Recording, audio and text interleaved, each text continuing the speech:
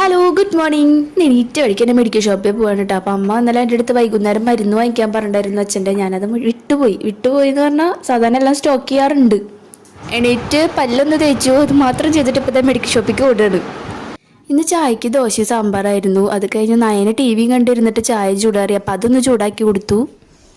പണികളൊക്കെ പെട്ടെന്ന് തന്നെ തീർത്തു. ഞാനും അമ്മയും കൂടി ഹോസ്പിറ്റലിലേക്ക് പോവാണ്, അമ്മേനെ കാണിക്കണം. അപ്പോൾ ഭക്ഷണം കഴിച്ചില്ല, ഉച്ചയ്ക്ക് മുന്നേ തന്നെ ഞങ്ങൾ ഇറങ്ങിന്. ഇപ്പോൾ എന്തായാലും എത്തുമ്പോൾ ഈവനിങ് ആവും.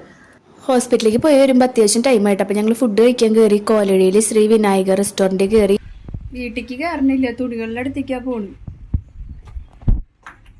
വീടെത്തിയിട്ട് വീണ്ടും പുറത്തേക്ക് ഇറങ്ങിയിട്ടാ. അപ്പം അച്ഛനെ വിളിച്ചിട്ട് ഞാൻ റെഡി ആവാൻ പറഞ്ഞു. ഞാൻ അച്ഛൻ കൂടി തിരൂര് ഡ്രസ്സ് തയ്ക്കാൻ കൊടുത്തിട്ടുണ്ടായിരുന്നു. അപ്പം അത് വാങ്ങിക്കാൻ പോയി. അത് കഴിഞ്ഞിട്ട് വീണ്ടും മെഡിക്കൽ കോളേജിൽ പോയിട്ട് കുറച്ച് മരുന്ന് വാങ്ങിക്കാണ്ടായിരുന്നു.